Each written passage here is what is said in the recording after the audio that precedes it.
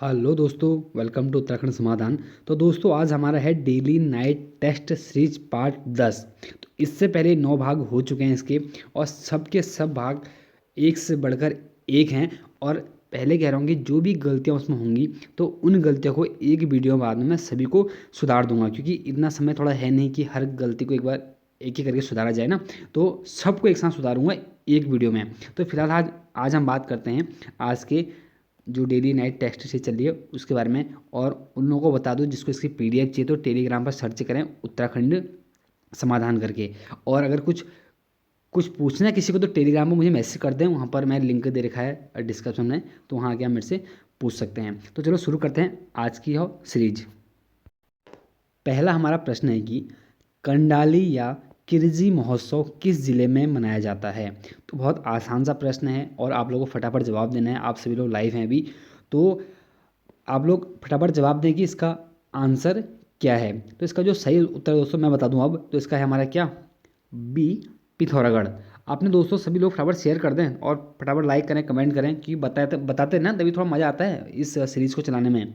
तो व्याख्या पढ़ते हैं कि कंडाली उत्सव पिथौरागढ़ में सौका जनजाति द्वारा मनाया जाता है, जो कि 12 वर्ष में एक बार इसका आयोजन हमारा होता है। कंडाली का जो हमारा जो वनस्पति नाम है दोस्तों वह है एलिमेंथेरा गोसिनियाना है। इसका जो वनस्पति नाम है आप लोग नोट कर लें, कभी भी एग्जाम में पूछा जा सकता है। इससे पहले मैं एक बार मडुआ का वनस्पति नाम बता चुका हूँ, अगर किसी को याद है तो फटाफट कमेंट करें वो भी है क्या था मडुआ का वनस्पति हमारा नाम। बात करते हैं कि कंडाली की। कंडाली का जो हमारा होता है ना 12, जो कंडाली का जो पुष्प होता है वो हमारे 12 वर्ष में खिलने वाली प्रजाति है। जो स्पेशल जो जिसके लिए यहाँ पर उत्सव होता है ना वो 12 वर्ष में ही खिलता है, और जिसे जैतिया या जैनिला कहते हैं। मतलब जो 12 वर्ष में जो कंडाली का जो पुष्प खिलता है ना उसे जैतिया या जैनिला कहते हैं। और बात करते हैं कि जो कंडाली पुष्प है देखिए वो कब खिलता है, अगस्त से अक्टूबर में खिलता है। और इसीलिए अगस्त से सितंबर के माह के सितंबर के महीने के बीच यह महोत्सव मनाया जाता है।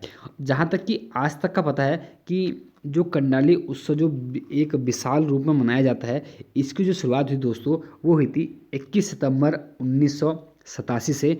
और दूसरी बार इसका आयोजन हुआ था 19 अक्टूबर 1999 में, और तीसरी बार हुआ था सन 2011 में। अब चौथी बार इसका आयोजन होगा, देखते हैं कि इसका आयोजन कब होता है। अगर 12 साल बाद होगा तो अब ये देखने को मिल जाएगा हम लोगों को 2023 में। तो फिलहाल देखते हैं कि इसका आयोजन कब होता है, वो तो बात की बात रही। दूसरा प्रश्न है कि गुलाब घाटी व घाटा पहाड़ नामक स्थान कहाँ हैं। दोस्तों इसका जो सही आंसर हमारा, फटाफट आप लोग कमेंट करें कि कहाँ है इसका आंसर। इसका जो सही आंसर हमारा क्या है बताओ। ठीक, चलो मैं बताता हूँ। इसका जो सही आंसर हमारा वो है बी, काठगोदाम। काठगोदाम की जब बात करते हैं दोस्तों तो इसको एक नॉर्मली हम जानते हैं कि काठगोदाम कुमाऊं का प्रवेश द्वार है। और काठगोदाम किस नदी के तट पर, जब एग्जाम आया भी था तो किस नदी के तट, तो गोला नदी के तट पर हमारा कौन सा हमारा काठगोदाम। अब थोड़ा व्याख्या कर लेते हैं कि व्याख्या पढ़ते हैं। गुलाब घाटी, घाटा पहाड़, सूली का डांडा, चांदमारी, ये सभी स्थल हमारे कहाँ हैं, ये सभी स्थल हमारे काठगोदाम के पास स्थित हैं। काठगोदाम को कुमाऊं के पर्यटन स्थलों व कुमाऊं के तीर्थ स्थलों का प्रवेश द्वार या कुमाऊं का प्रवेश द्वार भी कहा जाता है।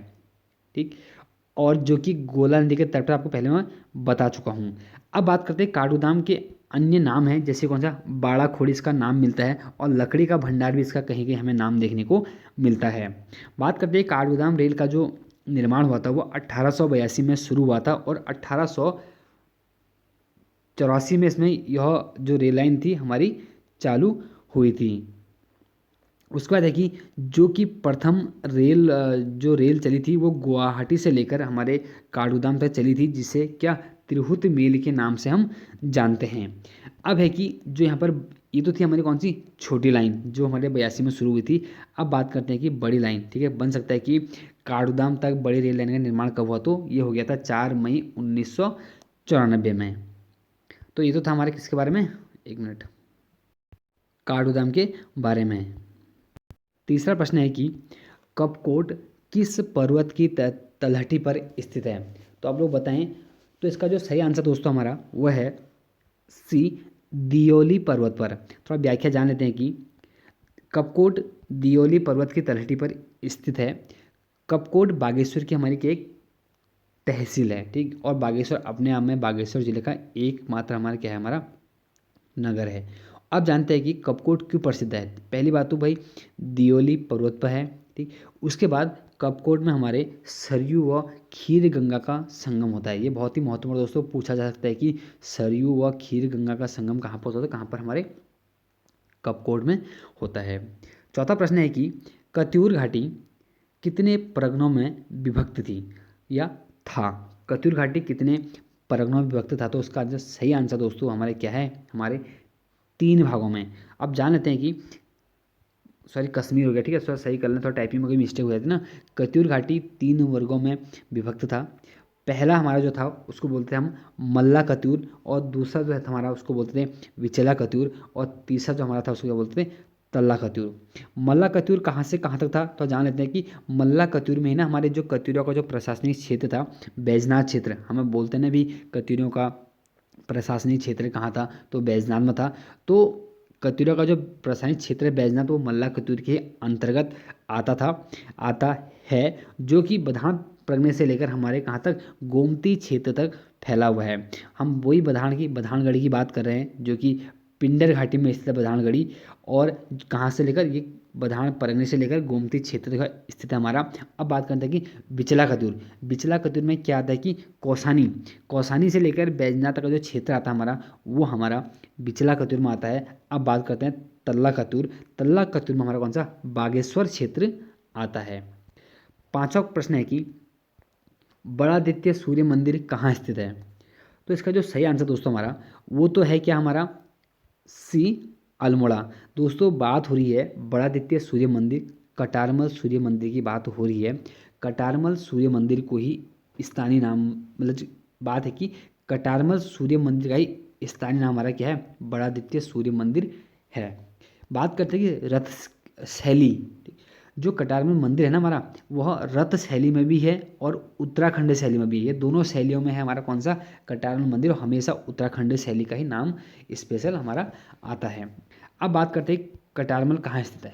कटारमल कोसी नदी के तट पर स्थित है, लगभग लगभग कोसी से 3-4 किलोमीटर है। और बात करिए कोसी से बिल्कुल कोसी के बिल्कुल एक पहाड़ी पर है, जो कि 2116 मीटर की ऊंचाई पर यह हमारा स्थित है। और कटारमल में हमारे कुल जो देवालयों की संख्या है वो हमारी कितनी है, वो कुल 44 है, जिसमें प्रमुख प्रतिमाओं की संख्या हमारी कितनी है, 21 है।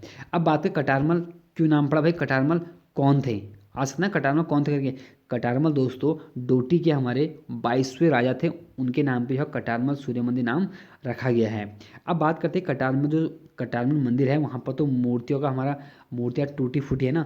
जो मूर्तियों का जो विखंडन हुआ था वह रोहिल्लों द्वारा किया गया था। रोहिल्लों का जब कुमाऊं पर आक्रमण हुआ था ना कल्याण चंदी के समय, तो उस समय पर रोहिल्लों ने खतरनाक यहाँ पर एक धावा बोला, तो उसमें क्या किया कि सभी उन्होंने मंदिरों की क्या मूर्तियां तोड़ दी। वो दोस्तों बात होती है 1743 से 44 के बीच।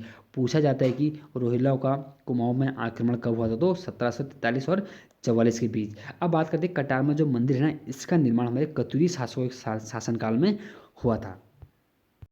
छठा प्रश्न हमारा कि गोविंद बल्लभ पंत कृषि विश्वविद्यालय का नाम गोविंद बल्लभ पंत कब रखा।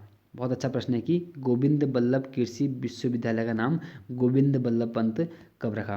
दोस्तों पहले हम बात करते हैं गोविंद बल्लभ पंत की स्थापना कब हुई थी, कॉलेज की, ठीक। तो ये तो थी भाई 1960 की बात। लेकिन अब बात करें इसका नाम गोविंद बल्लभ पंत कब रखा गया, तो ये जो बात है दोस्तों वो है हमारी कब, 1972 की। अब थोड़ा व्याख्या जान लेते हैं। व्याख्या यह है कि गोविंद बल्लभ पंत एवं कृषि प्रौद्योगिकी विश्वविद्यालय की स्थापना 17 नवंबर 1960 को पंतनगर में पंडित जवाहरलाल नेहरू के द्वारा हुई थी। इतनी इतनी सी बात है। तो अब डेली पूछता है कि पंतनगर विश्वविद्यालय की स्थापना कब हुई थी, तो कब हुई थी, 17 नवंबर 1960 को। इसके बाद क्या हुआ कि 1972 में इस विश्वविद्यालय का नाम गोविंद बल्लभ पंत रखा गया, कब, 1972 में। और जो इसके हमारे प्रथम कुलपति थे वो थे doctor Kenneth Anthony Parker Stevens से। दोस्तों पूछा जा सकता है कि पंत पंतनगर जो विश्वविद्यालय है उसके प्रथम कुलपति कौन थे, तो कौन थे हमारे doctor Kenneth Anthony Parker Stevens. अब बात करते हैं हमारी हरित क्रांति आई थी, तो जो देश में जो हरित क्रांति लाने का श्रेय है दोस्तों वो हमारे इसी पंतनगर विश्वविद्यालय को जाता है। अब बात करते हैं सातवें प्रश्न पर। सातवां प्रश्न है कि किस पौधों की जड़ों व लकड़ियों में बर्बेरियन हाइड्रोक्लोराइड पाया जाता है। तो दोस्तों ये बात होती है हमारे किसकी, हमारे डी किलमोड़ा की। अब जानते हैं भी किलमोड़ा क्यों प्रसिद्ध है। किलमोड़ा दोस्तों, किलमोड़ा को दारू हरिंद्री का या जरीसिक भी कहते हैं, पहली बात। और दूसरी बात क्या है कि किलमोड़े का जो प्रयोग होता है दोस्तों पीलिया के इलाज में होता है, जिसकी जड़ों को, इसकी जितनी भी इस पूरे जो हमारा बात करें ना कि किलमोड़ो का जो एक पौधा होता है वो सभी हमारे उपयोग में आता है औषधि के रूप में। अब बात करते हैं किलमोड़ा कैसा वृक्ष है। तो किलमोड़ा हमारा शीतोष्ण पौधा है, हमारा हमेशा ठंडे इलाके में यह होता है, मैदानी भागों में इसको नहीं उगाया जाता है।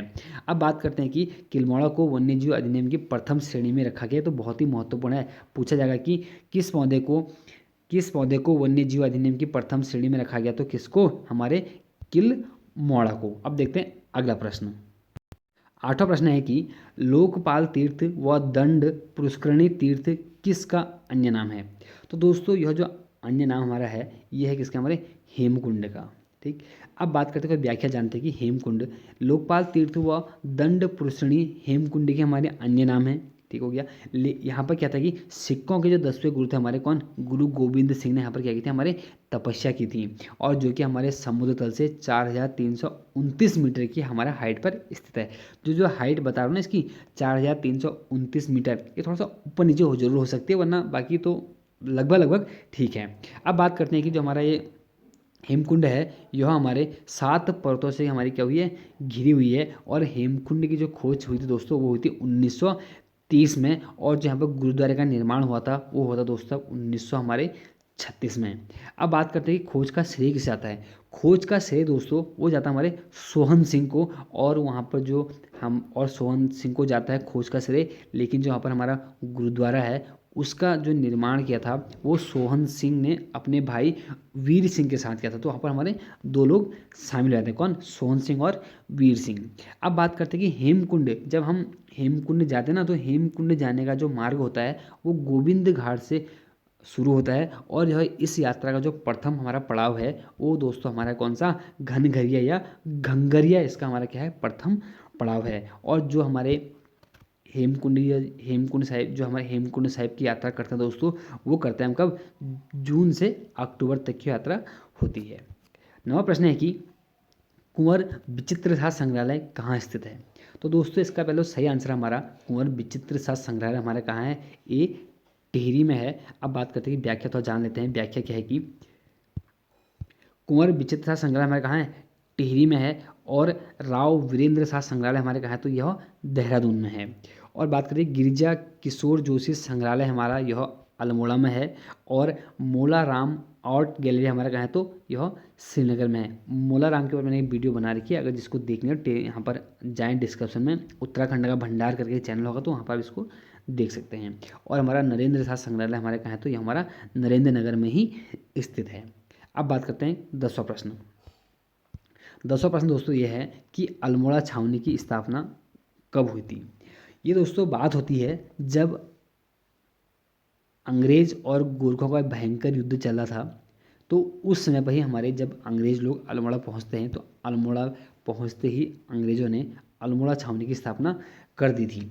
अब बात करते हैं, थोड़ा सा और छावनी जान लेते हैं भाई। हमारे उत्तराखंड में बहुत सारी छावनी है। अच्छा, कमेंट करें कि उत्तराखंड में कुल कितनी छावनी है। ठीक, हम थोड़ा छावनी के बारे में पहले पढ़ लेते हैं कि अल्मोड़ा छावनी की स्थापना 1815 में हुई थी। और देहरादून छावनी की स्थापना भी 1815 में ही हुई थी, क्योंकि जब अंग्रेजों ने यहाँ पर गोरखों से आक्रमण किया तो उसी समय उन्होंने दोनों जगहों पर छावनी की स्थापना कर दी थी। अब थोड़ा सा बात करते हैं कि चक्राता में छावनी की स्थापना 1866 में हुई थी। और लंढौर में छावनी की स्थापना हमारे 1836 में हुई थी। उसके बाद हमारा रुड़की में छावनी की स्थापना 1853 में हुई थी। और नैनीताल में छावनी की स्थापना 1841 में हुई थी, जब नैनीताल की क्या हुई थी, हमारी खोज हुई थी। 41 में तो नैनीताल की खोज हुई थी ना। उसके बाद हम पढ़ते हैं कि लैंसडाउन की छावनी हमारी 1887 बनी थी। और रानीखेत छावनी हमारी कब, 1891 71 बनी थी। तो दोस्तों ये तो थे आज हमारे महत्वपूर्ण 10 प्रश्न। जिसको पीडीएफ चाहिए तो सर्च करें उत्तराखंड समाधान, टेलीग्राम चैनल वहाँ पर दे रखा है टेलीग्राम पर, तो वहाँ आपको पीडीएफ मिल जाती है। और दोस्तों इसके साथ साथ जो मॉर्निंग में सीरीज चल रही है, मॉर्निंग 4 बजे दोस्तों डेली यहाँ वीडियो अपलोड हो जाती है इसी यूट्यूब चैनल पर डेली 4 बजे। तो वहाँ पर भी आप उस वीडियो को भी आप देखें, और काफ़ी उसमें तो पूरी पूरी भी एक बोलते हैं ना कि परीक्षा होने का बहुत विस्तृत करके परीक्षावणी का वहाँ पर एक क्वेश्चन आजकल वहाँ पर दिए जा रहे हैं, तो उसको भी जरूर देखें आप लोग। तो चलो फिलहाल तो मिलते हैं नेक्स्ट वीडियो में, तब तक के लिए जय हिंद जय भारत।